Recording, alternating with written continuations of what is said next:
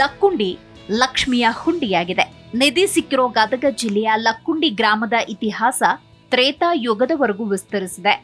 3 ಅರಸರು ಆಳಿದ್ದ ಊರಿದು ಅಂತ ಹೇಳಲಾಗ್ತಾ ಇದೆ. ಇಂಥ ಊರಲ್ಲಿ ನಿಧಿ ಸಿಕ್ಕಿದ್ದು ಈ ಹಿಂದಿನ ಕೆಲ ಇತಿಹಾಸ ಕುರುಹುಗಳಿಗೆ ಪುಷ್ಟಿ ಕೊಟ್ಟಿದೆ. ಆ ನಿಧಿಯನ್ನ ಪರಿಶೀಲನೆ ಮಾಡಿ ನೋಡಿದಾಗ ಅಚ್ಚರಿಗಳು ಕಂಡಿದೆ. ಲಕ್ಕುಂಡಿ ಶಾಸನಗಳ ಪ್ರಕಾರ ಲಕ್ಕುಂಡಿಯನ್ನ ಲೋಕಿ ಗುಂಡಿ ಅಂತ ಕರೀತಾ ಇದ್ರು. ಇದು 1000 ವರ್ಷಗಳ ಹಿಂದಿನ ಪ್ರಮುಖ ನಗರ ಅಂತ ಹೇಳ್ತಾರೆ. 101 ಗುಡಿ, 101 ಬಾವಿಗಳ ಊರು ಅಂತಲೂ ಹೇಳ್ತಾರೆ. ಈ ಗ್ರಾಮದ ಇತಿಹಾಸ ಒಂದು ಶಾಸನ, ಇಲ್ಲಿರೋ ಪ್ರಾಚೀನ ಸಂಪತ್ತು ಒಂದು ದರ್ಪಣ. ಹೌದು, ಗದಗದ ಐತಿಹಾಸಿಕ ಗ್ರಾಮ ಲಕ್ಕುಂಡಿ. ಕಲ್ಯಾಣ ಚಾಲುಕ್ಯರ ಕಾಲದ 100ಕ್ಕೂ ಹೆಚ್ಚು ದೇವಾಲಯಗಳು ಇಲ್ಲಿವೆ. 101 ಮೆಟ್ಟಿಲು ಬಾವಿಗಳು, ಕಲ್ಯಾಣಿಗಳು, ಶಾಸನಗಳು, ಶಿಲ್ಪಕಲೆಗಳು, ವಿಶೇಷವಾಗಿ ಕಲ್ಲಿನ ಕೆತ್ತನೆ ಮತ್ತು ವಾಸ್ತುಶಿಲ್ಪದ ಶಿಲ್ಪ ಗ್ಯಾಲರಿ ಈ ಊರಿನಲ್ಲಿದೆ. ಪ್ರಾಚೀನ ಕೋಟೆಗಳು, ಕಟ್ಟಡಗಳು, ದೇವಾಲಯಗಳು, ಮಸೀದಿಗಳು, ಇಗರ್ಜಿಗಳು, ಕೆರೆಗಳು, ಶಾಸನಗಳು, ವೀರಗಲ್ಲು ಮುಂತಾದ ಸ್ಮಾರಕ ಶಿಲೆಗಳು, ತಾಮ್ರಪಟಗಳು, ತಾಳೆಗರಿಯ ಹೊತ್ತಿಗೆಗಳು, ಆಯುಧಗಳು ಹೇರಳವಾಗಿದೆ.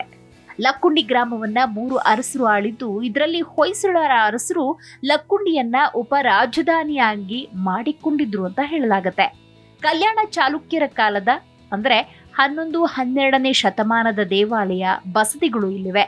ದೇವಾಲಯ, ಬಸದಿಗೆ ದಾನ ದತ್ತಿ ಕೊಟ್ಟ ಬಗ್ಗೆ ಶಾಸನದಲ್ಲಿ ಉಲ್ಲೇಖ ಇದೆ.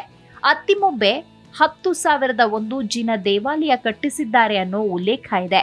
ಲಕ್ಕುಂಡಿಯಲ್ಲಿ 101 ದೇವಸ್ಥಾನ, 101 ಬಾವಿ ಅನ್ನೋ ಉಲ್ಲೇಖ ಶಾಸನದಲ್ಲಿಲ್ಲ. ಆದ್ರೆ ಲಕ್ಕುಂಡಿಯಲ್ಲಿ ಸಾಕಷ್ಟು ದೇವಸ್ಥಾನಗಳಿವೆ. ಇದೇ ಗ್ರಾಮದಲ್ಲಿ ನಾಣ್ಯವನ್ನ ಪ್ರಿಂಟ್ ಮಾಡ್ತಿದ್ದ ಟಂಕಶಾಲೆ ಇತ್ತು ಅಂತ ಹೇಳಲಾಗತ್ತೆ. 22 ಮಠಗಳು, ಶಾಸನಗಳು, ಕರಿಕಲ್ಲಿನ ಮೇಲೆ ಇಲ್ಲಿ ಒಂದು ಮಸೂತಿ ಸಹ ಇದೆ. 2002ರಿಂದ 2007ರವರೆಗೂ ಉತ್ಖನನ ಅಂದ್ರೆ ಭೂಮಿಯ ತೋಡುವಿಕೆ ಇಲ್ಲಿ ನಡೆದಿತ್ತು. ಇಲ್ಲಿನ ದೇವಸ್ಥಾನದ ತಳಪಾಯ ಮತ್ತು ಹಳೆಯ ವಸ್ತುಗಳು ಕೂಡ ಸಿಕ್ಕಿದ್ವು.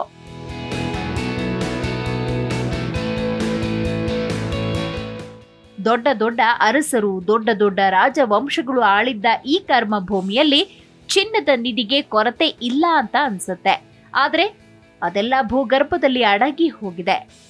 ಆದ್ರೆ ಆಗೋ ಈಗೋ ಕಾಣಿಸಿಕೊಳ್ತಾ ಇದೆ.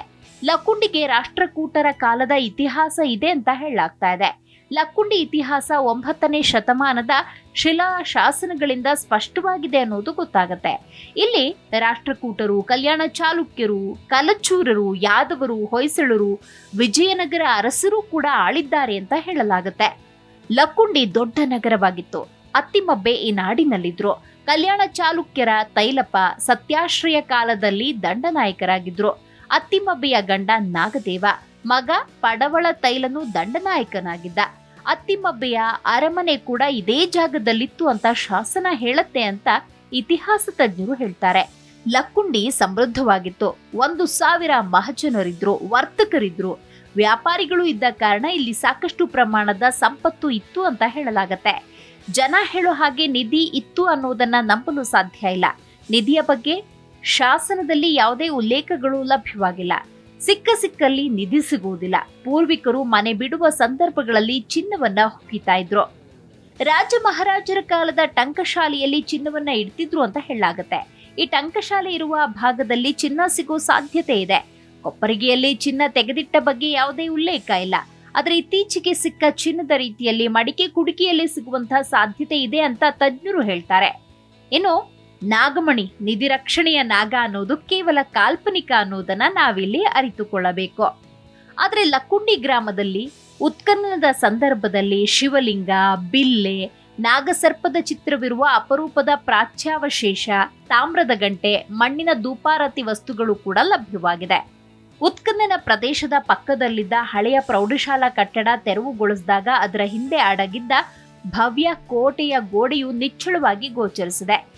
ಈ ಕೋಟೆಯು ಸುಮಾರು 300 ವರ್ಷಗಳಷ್ಟು ಹಳೆಯದಾಗಿದ್ದು ವೀರಭದ್ರೇಶ್ವರ ದೇವಾಲಯದ ರಕ್ಷಣೆಗಾಗಿ ನಿರ್ಮಿಸಲಾಗಿದೆ ಅಂತ ಹೇಳಲಾಗ್ತಾ ಇದೆ. ಅಲ್ಲದೆ ಗೋಡೆಯಲ್ಲಿ ಒಂದು ಶಿವಲಿಂಗದ ಮೂರ್ತಿ ಪತ್ತೆಯಾಗಿರುವುದು ಕುತೂಹಲವನ್ನ ಹೆಚ್ಚಿಸಿದೆ. ಆದರೆ ಅದು ಪುರಾತನ ಕಾಲದ್ದು ಅಥವಾ ಇತ್ತೀಚಿನದ್ದು ಅನ್ನೋ ಬಗ್ಗೆ ಸ್ಪಷ್ಟ ಮಾಹಿತಿ ಲಭ್ಯವಾಗಿಲ್ಲ. ಈ ನಿಟ್ಟಿನಲ್ಲಿ ಪರೀಕ್ಷೆ ಮುಂದುವರೆದಿದೆ. ಇನ್ನು ಗೋಡೆಯಲ್ಲಿ ಕಲ್ಯಾಣ ಚಾಲುಕ್ಯರ ಶೈಲಿಯ ಸುಂದರ ಕೆತ್ತನೆಗಳು ಅಸ್ಪಷ್ಟವಾಗಿ ಗೋಚರಿಸ್ತಾ ಇದೆ. ಆ ಬಗ್ಗೆ ಪರಿಶೀಲನೆ ನಡೀಬೇಕಿದೆ.